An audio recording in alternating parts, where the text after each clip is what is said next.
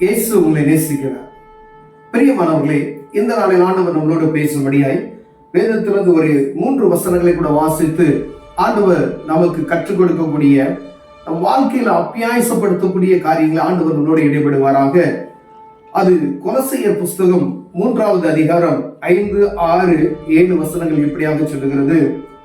ஆகையால் விபச்சாரம், அசுத்தம், மோகம், துர்இச்சை, விக்கிரக ஆராதனையான பொருளாசை ஆகிய இவைகளை பூமியில் உண்டு பண்ணுகிற உங்கள் அவயங்களை அழித்து போடுங்கள்.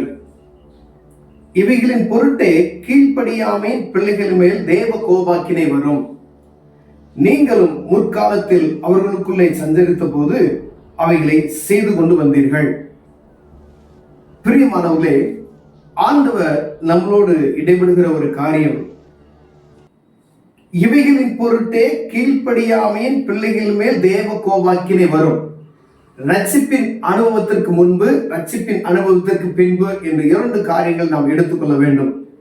ரட்சிப்பின் அனுபவத்தை பெற்றுக்கொண்டு ஒரு சபையில் ஐக்கியமாகிறேன் என்று ஒரு எடுத்துக்கொள்ளுங்களேன். நீங்க சபையில் ஐக்கியமாயிட்டு நான் சபைக்கு போறேன், ஆராதனை செய்கிறேன் என்று சொல்வதை மாத்திரம் நிறுத்தி விடாதபடிக்கு, சபையில இருக்கிறேன் என்று சொல்லுகிற நாம் எப்படி இருக்க வேண்டும் என்று ஆண்டவர் விரும்புகிற ஒரு காரியம். கீழே சொல்லப்பட்ட இவைகளின் பொருட்டே கீழ்ப்படியாமையின் பிள்ளைகள் மேல் கோப ஆக்கினை வரும் என்று வேதம் தெளிவாக சொல்லி. ஏன் அப்படின்னா, நான் ஆண்டவரை ஏற்றுக்கொண்டு ஒரு ஆராதனைக்கு கடந்து செல்கிறேன் என்றால், நான் பாவ மனுஷனை கலைத்து விட்டு புதிய மனிதனாய் நான் உயிர் பெற்றிருக்கிறேன் என்பதை நாம் மனதில் கொள்ள வேண்டும். பழைய காரியங்கள் நமக்குள்ள இருக்கிறதா? முற்காலத்திலே கீழே பார்த்தீங்கன்னா, நீங்களும் முற்காலத்தில் அவர்களுக்குள்ளே சஞ்சரித்த போது அவைகளை செய்து கொண்டு வந்தீர்களே. எவைகளை செய்து கொண்டு வந்தீர்களே? முன்னாடி நீங்க ரட்சிப்பின் அனுபவத்தை பெறுவதற்கு முன்னாடி உலகத்தில் இருக்கிற எல்லா மனிதருக்குள்ளும் இருந்த காரியங்கள் எனக்கும் உங்களுக்குள் இருந்ததை நாம் அறிந்திருக்கிறோம். அப்படி இருந்த காரியம் மீண்டும் வராதபடி நாம் காத்து கொண்டு இருக்கிறோமா? ரட்சிப்பின் அனுபவத்தை பெற்றதுக்கு பின்பதாக அப்படிப்பட்ட காரியம் உங்களுக்குள்ளும் எனக்குள்ளும் இருக்கிறதா? 5வது வசனம் சொல்லுகிறது, ஆகையால் விபச்சாரம், அசுத்தம், மோகம், துர்இச்சை, விக்கிரக ஆராதனையான பொருளாசை. விக்கிரக ஆராதனை வேறு, விக்கிரக ஆராதனையான பொருளாசை. பொருள் சம்பாதிப்பது வேறு, பொருளே நம்ம சம்பாதிக்கணும்ன்ற நோக்கத்தில் அது விக்கிரக ஆராதனையாக மாறிவிடுகிறது என்று வேதம் சொல்லுகிறது. பொருள் விக்கிரக ஆராதனையான பொருள் ஆசை என்று சொல்லப்படுது. அப்ப வாழ்க்கையே என்ன ஆயிப்போகுது அப்படின்னு சொன்னீங்கன்னா, சம்பாதிக்கணும், அப்படி பொருள் சேர்க்கணும் அப்படின்ற ஒரு ஆசையில அது விக்கிரக ஆராதனை என்று சொல்லப்படுகிறது. பிரியமானவரே, விக்கிரக ஆராதனைக்கான ஒரு ஒப்பனையாக சொல்லப்பட்டு எழுதப்பட்டு இருக்கிறது. ஆகிய இவைகளை பூமியில் உண்டு பண்ணுகிற உங்கள் அவயங்களை அழித்து போடுங்கள். ஒருவேளை நான் ரட்சிப்பின் அனுபவத்திற்கு பின்பதாக இப்படிப்பட்டதான காரியம் எனக்குள்ளும் உங்களுக்கும் இருக்கிறதானால், ஆண்டவர் சொல்லுகிறார், அவர்கள் மேல் தேவ கோபாக்கினை வரும் என்று வேதம் சொல்லுகிறது. அப்ப தேவ கோபாக்கினை ஒரு குறிப்பிட்ட மனிதனுக்குள்ளோ மனுஷிக்குள்ளே ரட்சிப்பின் அனுபவத்தை பெற்றிருக்கிற சொல்லிக் கொண்டு இருக்கிற நமக்குள்ளே வருகிறது என்றால், நம்முடைய ஆவிக்குரிய வாழ்க்கையை அனலைஸ் பண்ணி பார்க்கணும்னு சொல்லி ஆண்டவர் விரும்புகிறார். ஒருவேளை நான் ரட்சிப்பின் அனுபவத்தை பெற்றிருக்கிறேன், பரிசுத்த ஆவியின் அபிஷேகத்தை பெற்றுட்டேன், ஆனா சர்ச்சுக்கு போறேன், ஒவ்வொரு நாளும் நான் சபைக்கு போவதை நான் தடைபட, ஒவ்வொரு வாரமும் நான் ஆலயத்துக்கு போவதில்ல குறைவில்லை, ஆலயத்துக்கு கொடுப்பதில் நான் குறைவில்லாதபடி இருக்கிறேன், ஆனா எனக்கு இப்படிப்பட்டதான பிரச்சனைகள் வருகிறதே, வேதனைகள் வருகிறதே, துன்பங்கள் வருகிறதே, கஷ்டங்கள் வருகிறதே, பலவீனம் வருகிறதே என்று யோசித்து பார்க்கும் பொழுது நம்ம எங்க போனோம் அப்படின்னா, முதலில் தேவனுடைய ராஜ்யத்தையும் ஒரு நீதி தேடுகிற இடத்துக்கு நம்ம கடந்து செல்லணும். தேவ சமூகத்துக்கு போனா அங்க நீங்க உட்காரும் பொழுது, ஆவியானவர் உங்களோடு இடைப்படும் பொழுது, நமக்குள்ள இருக்க காணக்கூடிய காரியங்கள், ஒருவேளை நீங்க சர்ச்சில் போய் தேவ சமூகத்தில் ஜெபிச்சீங்க அப்படின்னா ஆவியானவர் பேசுவார் என்றால், ஊழியர்கள் பேசுகிற வார்த்தைகள் குத்தப்படுமையானால், அப்படிப்பட்டதான காரியம் நமக்குள் இருந்தா அந்த காரியத்தை விட்டு விலகி விடுவதற்கு நமக்கு என்ன செய்யணும்? அப்படி அர்ப்பணிக்கணும். இல்ல ஊழியரை குற்றம் சொல்லிது, எப்ப பார்த்தாலும் இவரு நம்மை குற்றம் சொல்லிக் கொண்டு இருக்கிறார் என்ற காரியத்தை விட்டு அந்த காரியம் எனக்குள்ள இருக்கிறதா என்று பார்க்கும்படி ஆண்டவர் உங்களோடும் என்னோடு பேசுகிறார். ஏன்னா கடைசி காலமாய் இருக்கிறபடியினாலே ஆவியானவர் நம்மை சீர்படுத்தும்படியாய், அவருடைய பிள்ளைகளாய் அன்போடு நேசிக்கும்படியாய், இழுத்துக் கொள்ளும்படியாய், அப்பா பிதாவை என்று கூப்பிடுகிற புத்திர சுவிகாரத்தின் ஆவியை கொடுத்தவர் நம்மை தப்பி போகாதபடிக்கு, பாவ கேட்டில் விழுந்து விடாதபடிக்கு, இப்படிப்பட்டதான காரியம் மீண்டுமாய் உனக்குள் இருக்கிறதா எனக்குள் இருக்கிறதா என்று பார்க்கும்படியாய் பரிசுத்த ஆவியான உணர்த்துகிறபடினாலே இப்படிப்பட்ட வார்த்தைகளை நமக்கு கொடுக்கிறார். தேவ கோபாக்கினை வரும் என்று நான் அடிக்கடி ஆவியானவர் இந்த காரியத்தை இடைப்பட்டு கொண்டு இருக்கிறதை நான் பார்க்க முடியும். தேவ கோபாக்கினைக்கு ஒருவேளை ரட்சிப்பின் அனுபவத்தை பெறாதவர்களுக்கு அது தவறுகள் தண்டனை கிடையாது. ரட்சிப்பின் அனுபவத்தை பெற்றுக்கொண்டு இருக்கிற நமக்கு இது தவறு என்று தெரிந்து துணிகரமாய் செய்யும் பொழுது ஆவியாருடைய வல்லமை இறங்கி வரும் பிரியமானவர்களே. அப்பொழுது நம்ம தப்பித்துக் கொள்ள முடியாது. அப்ப ஒருவேளை நான் ரட்சிப்பின் அனுபவத்தை பெற்றுட்டு துணிகரமான அந்த காரியத்தை நான் செய்கிறேன் அப்படின்னு சொன்னா ஆண்டவர் சமூகத்துல உடனே நீங்க அர்ப்பணிச்சு, ஆண்டவரே இந்த காரியம் தவறு அப்படின்னு சொல்லி நீங்க கேட்பீங்க அப்படின்னு சொன்னா ஆண்டவர் உங்களை ஆசீர்வதிக்க வல்லமையுள்ளவரா இருக்கிறார். ஒருவேளை வியாபாரத்துல ஒரு முன்னேற்றத்தை காண முடியல, என் குடும்பத்துல ஒரு ஆசீர்வாதத்தை பார்க்க முடியல, ஐயா நான் கடுமையை உழைத்துக் கொண்டு இருக்கிறேன், ஒரு பெருக்கத்தை நான் பார்க்க முடியல என்று நீங்க சொல்வீர்களானால் உங்களுடைய ஆவிக்குரிய வாழ்க்கையில் என்ன குறைவுண்டு இருக்குது என்பதை தேவ சமூகத்துல போய் அமர்ந்து நீங்க கேட்பீங்கன்னா ஆண்டவர் உங்களுக்கு வெளிப்படுத்துவார் பிரியமான. எப்படியாக 2 சகோதரர்கள் இருந்தோம் பாருங்க. என்னோட கூட வந்து இன்னொரு சகோதரர் நானும் இருந்தோம்.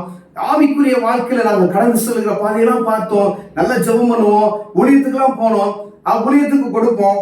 ஆனா வறுமை ஒரு தரித்திரம் போல காணப்பட்டது. அப்ப 2 பேரும் நாங்க 2 சகோதரர்கள் சேர்ந்து நாங்க பேசுறோம். ஒரு இடத்துல அமர்ந்து இவ்வளவு வறுமையா இருக்கு, ஏன் ஜெபம் பண்றோம், ஊழியத்துக்கெல்லாம் போறோமே, ஏன் இந்த மாதிரி நமக்கு பிரச்சனை இருக்குன்னு சொல்லி 2 பேரும் பேசிட்டு 2 பேரும் காலையில் 4 மணிக்கு எந்திரிப்போம், எந்திரிச்சு ஜெபம் பண்ணுவோம். ஆண்டவர் நம்ம என்னதான் பேசுறான்னு சொல்லி கேட்போம் அப்படின்னு சொல்லி தேவ சமூகத்துல போய் 4 மணிக்கு எந்திரிச்சு தேவ சமூகத்தை அமர்ந்து ஜெபித்தோம் பிரியமானவர்களே. ஆவியானவர் ஒரு 16 வருடங்களுக்கு முன்பதான் நான் சொல்கிறேன். அப்போ ஒரு எல்இடி ஸ்கிரீன் போல, இப்ப எல்இடி ஸ்கிரீன் அப்ப நான் பார்த்தது கிடையாது. தேவ சமூகத்துல இருந்து நான் சொல்றேன், ஒரு எல்இடி ஸ்கிரீன் போல ஜெபிக்கும் பொழுது என் கண்ணுக்கு வருது. அதுல அநேக லெட்டர்ஸ்கள் ஓடிக்கொண்டு அப்படியே ரன்னிங் லெட்டர் மாதிரி ஓடிக்கொண்டு இருக்கிறத பார்க்கிறேன். ஏன்னா கம்ப்யூட்டரே அப்ப நான் பார்க்கல, ஆனா அப்ப இந்த மாதிரி ஒரு காட்சியை நான் பார்க்கிறேன். எல்இடி ஸ்கிரீன்ல இதெல்லாம் ஓடிக்கிட்டு இருக்கு, சில காரியங்கள் மட்டும் பிளிங்க் ஆகிட்டே இருக்கிற மாதிரி அப்படியே அமைஞ்சு எரிகிற போது நான் பார்க்கிறேன். அப்ப இதை பார்த்தது என்ன ஆண்டவரை என்ன புரியலையே அப்படின்னு சொல்லி ஆவியானவர் என் சிந்தனையில வைக்கிற ஒரு காரியம், கண்ணுக்கு தெரியாத பாவங்கள் நம்முடைய ஆசீர்வாதத்தை கெடுத்து விடும் பிரியமானவர்கள். ஏன் அப்படின்னா இச்சையான பார்வை, ஆசை, வெறிச்சல், வன்கண், இப்படிப்பட்டதான காரியங்களை ஒரு பிளிங்க் ஆகிற மாதிரி ஆவியானவர் எனக்கு காண்பிக்கிறது நான் பார்த்தேன். அப்ப நான் என்ன செய்ய, ஆண்டவரே மதுபான பிரியனாய் இருந்தேன், புகைப்படத்துல அடிமைப்படுத்துக்கிறத இருந்தேன், ஆனா அப்படிப்பட்டதான காரியத்துல எனக்கு மறந்து போக கர்த்தர் உதவி செய்து என் கண்ணுக்கு தெரியாத, மத்தவங்க பார்த்தா தெரியாதபடி இருக்கக்கூடாது இந்த அழுக்கான காரியங்களை எனக்கு விட்டு விடுவதற்கு கிருபை செய்யுங்கன்னு சொல்லி உடனே முழங்கால் பட்டு ஜெபித்த பொழுது அப்படிப்பட்டதான காரியத்தை முழுவதும் அழித்து விட்டார் பிரியமா. ஆனா அந்த வாரமே ஆண்டவர் என்னை ஆசீர்வதிக்கிறதை என் கண்ணால உணர முடிந்தது. அதை நான் என்ன மனப்பூர்வமாய் அதை நான் அனுபவித்ததை நான் உங்களுக்கு சாட்சியாக சொல்லுகிறேன். ஆவிக்குரிய மனிதர்களா இருக்கிறோம், ஜெபிக்கிறோம், ஊழியத்துக்கு கடந்து சொல்கிறோம், ஆனா வறுமை இருக்கிறது. ஏதோ ஒரு காரியம் நமக்குள் ஆண்டவருக்கு விருப்பமில்லாத ஒரு காரியம் இருக்கிறதை நாம் புரிந்து கொள்ளும். அது எங்க நம்ம பார்க்க முடியும் அப்படின்னா தேவ சமூகத்துல போய் நீங்க உண்மையா ஜெபிக்கும் பொழுது ஆண்டவர் அதை வெளிப்படுத்துவார். அப்படிப்பட்டதான காரியம் இருக்குமைனா இந்த மாதிரி காரியங்கள், இந்த சொல்லப்பட்ட காரியங்கள், ஏதாவது ஒரு காரியம் நம்மளை அறியாமல நமக்கு தெரியாம மறைந்து இருக்கும் பிரியமானவர்களே. அப்படிப்பட்டதான காரியங்கள் இருந்துச்சா தேவ சமூகத்தை அர்ப்பணித்துங்க. ஆண்டவரே எனக்கு நீங்க பலன் தாங்க, இந்த காரியத்திலிருந்து விடுவதற்கு நீங்க பலன் தாங்க. இதுக்கு ஹாஸ்பிட்டல் கிடையாது, பெரிய நீங்க கவுன்சிலிங் போய் கவுன்சிலிங்ல அப்படி விட்டுலாம் அப்படின்னா செய்ய முடியாது. இயேசு கிறிஸ்துவின் நாம மாத்திரமே இதுக்கு விடுதலை உண்டு பிரியமான. இயேசு என்ற நாமத்துக்கு விடுவிக்கிறவர் என்ற அர்த்தம் என்று உள்ளது. அப்படியானால் இயேசுவின் நாமத்தில் மாத்திரமே இப்படிப்பட்டதான காரியத்துக்கு விடுதலை உண்டு. நீங்க தேவ சமூகத்துக்கு போவீர்கள் ஆனால் இந்த கண்ணுக்கு தெரியாத பாவங்களாகிய யாரும் பார்க்கக்கூடிய இருதயத்தில் காணப்படுகிற இந்த காரியங்கள் நம்ம விட்டு அகன்று போகும். ஒருவேளை பார்த்தா நீட்டா ட்ரெஸ் பண்ணிருக்காங்க, நல்ல சர்ச்சுக்கு வராங்க அப்படின்னு பார்ப்பாங்க, ஆனா நமக்குள்ள இருக்க காரியத்தை யார் பார்ப்பா? ஆண்டவர் மாத்திரம் தான் பார்ப்பார். அப்ப ஆண்டவருக்கு எனக்குள்ள இருக்க நேரடி தொடர்பு எப்படி இருக்கிறது என்று பார்த்து ஆண்டவர் ஆசீர்வதிப்பார். உலகத்தில் இருக்க மனிதன் நம்மளை ஆசீர்வதிக்க முடியாது, அவர் தான் ஆசீர்வதிக்க முடியும். அப்ப அவர் ஆசீர்வதிக்கணும்னு சொன்னா அவருடைய காரியம், அவருடைய பார்வைக்கு என்னுடைய இருதயம் எப்படி இருக்கணும்?